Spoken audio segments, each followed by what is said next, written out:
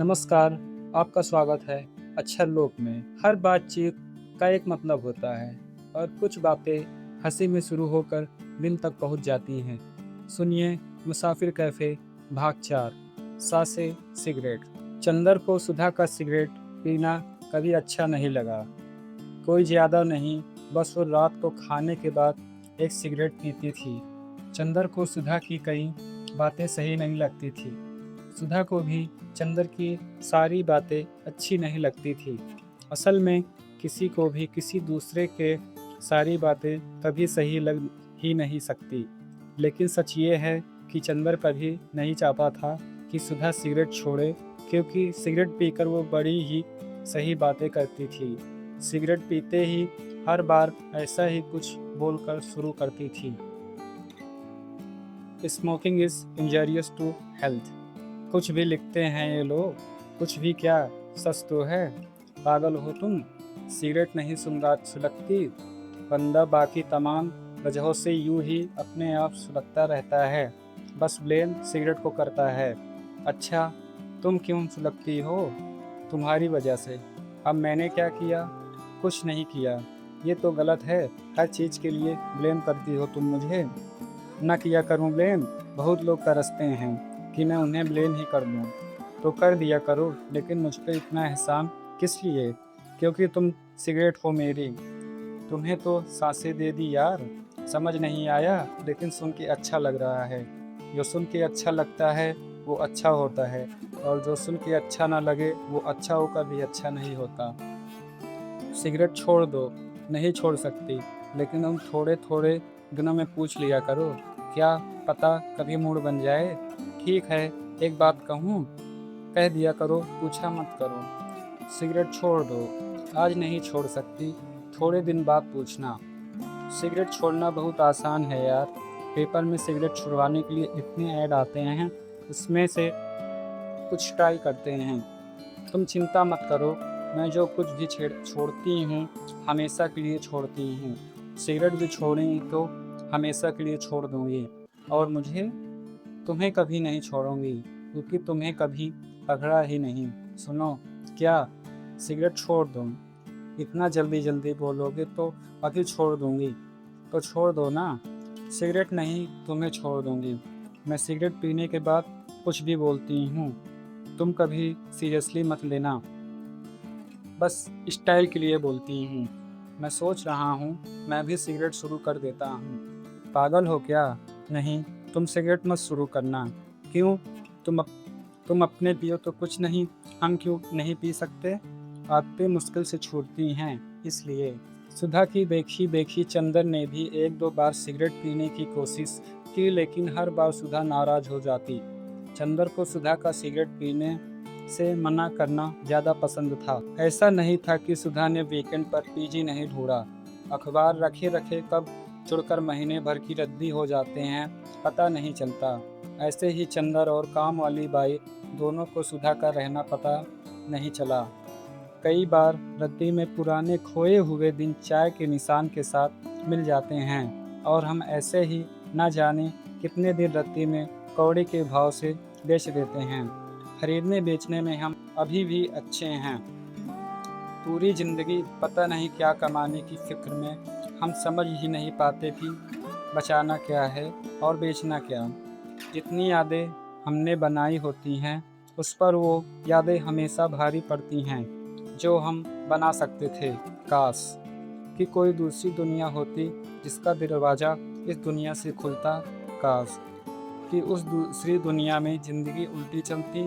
सबसे पहले लोग अपने बचपन का फिक्स डिपॉजिट करा लेते। ऐसे ही एक दिन जब चंदर महीने भर की रद्दी बेचने के लिए इकट्ठा कर रहा था, तो वो बोली, एक मिनट, पेपर दिखाना ज़रा। लो देखो, मुझे आए हुए एक महीने से ऊपर हो गया। पेपर से दिन याद रखती हो गया। और क्या, पेपर की फ़ोटो से जिस वीक में आई थी उस वीकेंड पर यह फ़ोटो आई थी। मुझे तो अखबार से दिन याद नहीं रहते, बावजूद इसके कि पेपर पे डेट लिखी रहती है। तुम पेपर पढ़ते हो ना, इसलिए। खैर, मैं सोच रही थी पीजी क्या ढूंढूं, यहीं परमानेंटली रुक जाती हूँ। हम साथ रह लेते हैं। लड़कियों के साथ वैसे भी मेरी सेटिंग सही नहीं हो पाती। Live in you mean? Live in बोल के चीप मत बनाओ। अरे लिव इन को लिव इन नहीं तो क्या चाउमीन बोलेंगे? हाँ वो ठीक है, लेकिन सुनने में थोड़ा सा चीप लगता है। Live in. वैसे तुम्हें पता है तुम्हारे साथ रहने का फैसला क्यों किया मैंने? क्यों किया? क्योंकि तुम चैट करते हुए ओके को केवल के नहीं लिखते, बस इतना ही देखा तुमने। और क्या, ओके को के लिखने में लोग पता नहीं कितना टाइम बचा लेते हैं। कुछ तो और देखा होगा, और कुछ क्या देखना है। कह तो तुम ऐसे हो रहे हो जैसे तुमसे शादी करनी हो, और सब थोक बजा के मैं चेक कर लूँ पहले ही। क्या पता सारी तक बात पहुँच ही जाए तो। लड़के तुरंत शादी को सोचने लगते हैं ना। लड़कियों को क्या पता, मुझे अपना पता है। क्या पता है तुम्हें? यही कि तुमसे शादी कर सकता हूँ।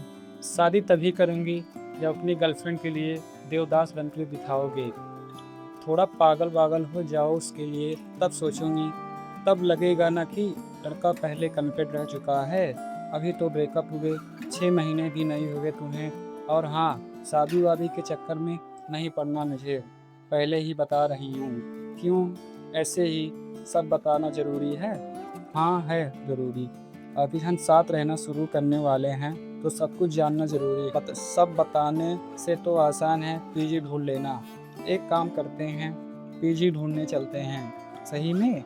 और क्या, मुझे लगा था हमारे बीच चाउमीन बन सकता है। तुम तैयार ही नहीं हो। मैं तो तैयार हूँ, तुम ही कुछ बताने को तैयार नहीं हो। वो रिश्ते कभी लंबे नहीं चलते जिनमें सब कुछ जान लिया जाता है।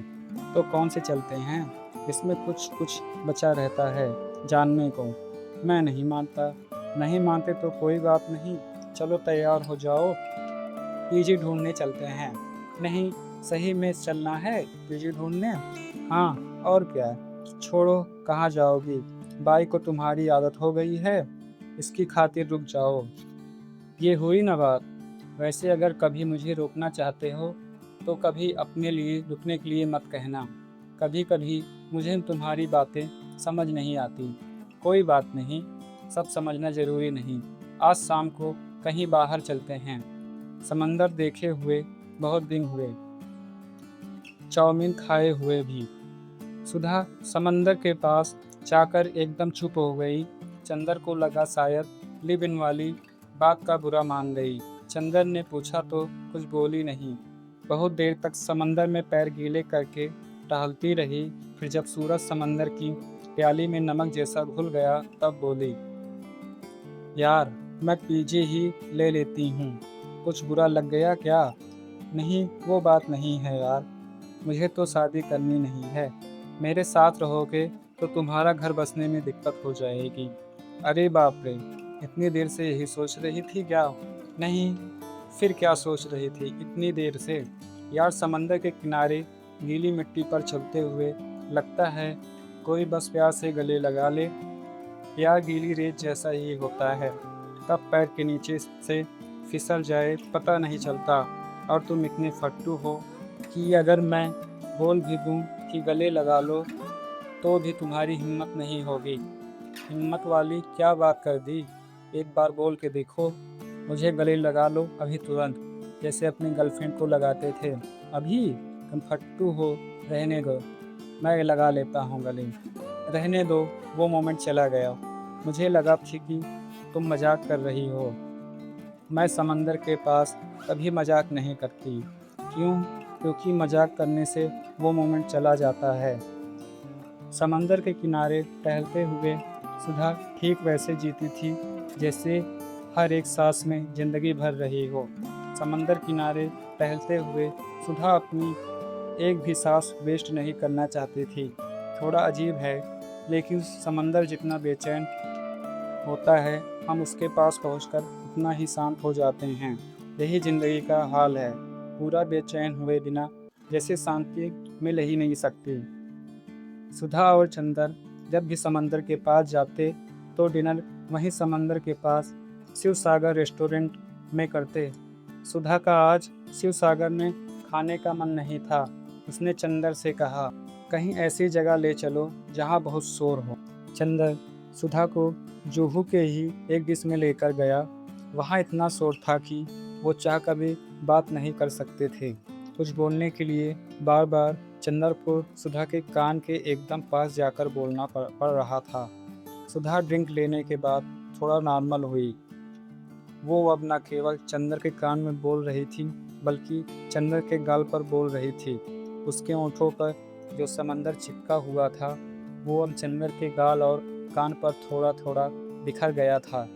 चंदर को अपने गालों पर गीला गीला समंदर, रेत, सुधा की सांसें और मोमेंट महसूस हुए। ठीक इस मोमेंट चंदर को जिंदगी से कोई शिकायत नहीं थी। डिस्क का शोर बढ़ता जा रहा था, सुधा शांत होती जा रही थी।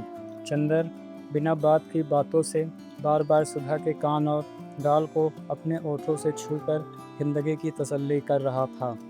एक आधे मोमेंट को पकड़कर छूने का मौका जिंदगी सबको देती है। चंदर के लिए ये वही एक मोमेंट था। चंदर ने अपनी आंखों से इस पल को फ्रीज करके कहीं रख लिया था। हम यादें कहाँ रखते हैं, एक तो खैर किसी को पता नहीं होता।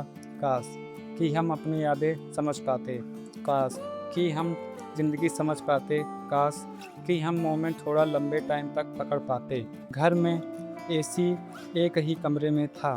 डिसाइड ये हुआ कि चंदर सुधा एक ही कमरे में सोया करेंगे। बेड पे चंदर और नीचे गद्दा बिछा के सुधा। एक ही कमरे में ये चंदर और सुधा का पहला दिन था। चंदर अच्छा खासा घबराया हुआ था। ये बात सुधा तुरंत समझ गई, इसलिए बोली, डरना मत, कुछ करूँगी नहीं। तुम भी मत डरना, कुछ करूँगा नहीं। हाय, काश कि बोल दिया होता कि कुछ करोगे। वैसे क्या लगता है तुम्हें, किसी दिन रात को सोते हुए मेरी नीयत खराब हो सकती है क्या? नहीं फट्टू हो तुम, तुम्हारी तो नहीं ही होगी। हाँ, मेरी हो सकती है। सही में नीयत डोल गई तो क्या करोगी? वही जो करना चाहिए। क्या? भजन गाना शुरू कर दूंगी ताकि मन में सेक्स के बुरे ख्याल ना आए। पहले बताना था ना, पहले ही डबल बेड ले लेता। सोचा था शादी के बाद लूँगा। इंडिया का प्रॉब्लम ही यही है। क्या? यही कि हम शादी को डबल बेड और डबल बेड को शादी समझ लेते हैं।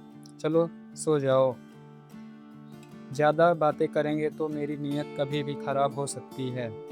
पता चला सुबह फटे हुए कपड़ों में चादर लपेटकर रोते हुए मिलो। लाइट ऑफ कर दो, मुझे लाइट से कोई दिक्कत नहीं होती। स्विच तुमसे ज़्यादा पास है, मैं लाइट बंद नहीं करूँगी। जिसको दिक्कत होगी वो करे। हद है यार, बड़ी अजीब हो तुम। हाँ हूँ, तो कोई प्रॉब्लम है? नहीं, कोई प्रॉब्लम नहीं है, सो जाओ। चंदर ने उठकर लाइट बंद की और सुधा के पैर के पास बैठ गया। सुधा के पैर की सबसे छोटी उंगली को सहलाने लगा। सुधा चुपचाप उंगली सहलवाने लगी। चंदर की उंगलियों ने सुधा के तलवे पर गुनगुनाना शुरू कर दिया। कमरे में बाहर से बहुत थोड़ा सा उजाला आ रहा था, इतना उजाला जो केवल बत्ती बंद होने के बाद 5 मिनट बाद दिखना शुरू होता है।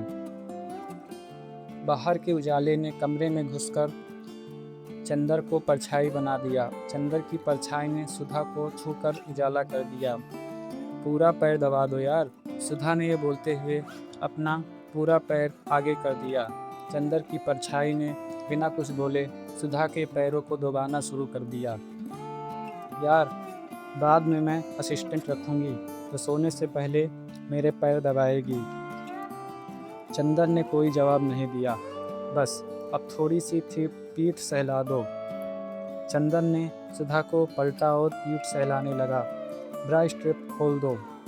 चंदर के लिए ब्रा स्ट्रिप खोलना कोई नई बात नहीं थी, लेकिन वो हर बार थोड़ा सा अटक जाता था। उसने कोशिश की, स्ट्रैप खुला नहीं, तो उसने दोनों हाथों से कोशिश की, अब भी स्ट्रैप नहीं खुला। सुधा ने अपने एक हाथ से स्ट्रैप खोल दिया और अपने हाथ स्ट्रैप वाली जगह पर रख के बताया कि यहाँ सहला दो। दिन भर पहने पहने निशान पड़ जाता है।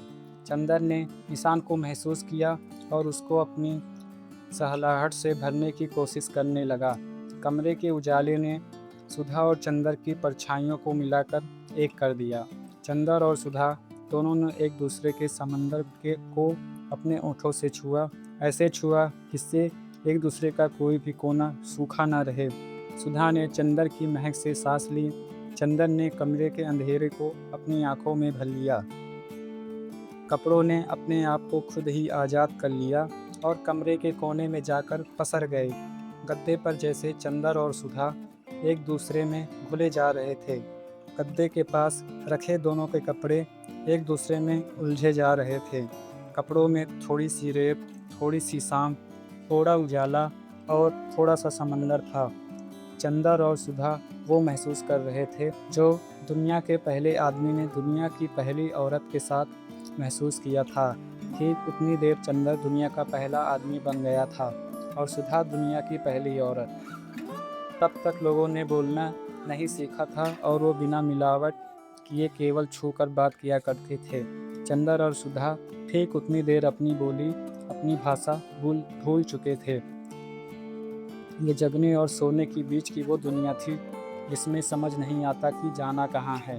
दोनों नींद में थे, दोनों जगे हुए थे, दोनों बोल रहे थे, दोनों चुप थे, कपड़े सूख कर भीग चुके थे। चंदर सुधा के कंधे पर सिर रखकर छुप गया था। सुधा के बाल चंदर के चेहरे की चादर बन गए थे। एक बार में चंदर का जितना हिस्सा सुधा को छू सकता था, उतने हिस्से में सुधा का समंदर महसूस हो रहा था। दुनिया अपने वजूद पर खुश थी। रात सुबह के इंतजार में अपना रंग बदल रही थी। तारे छुट्टी के लिए टिमटिमाकर गिड़गिड़ा रहे थे। सुबह ने अपने होने से पहले रात की पीठ को सहला दिया था। रात भर बेड ने चंदर का इंतजार किया। आगे की कहानी हम भाग 5 में सुनेंगे। तब तक के लिए धन्यवाद।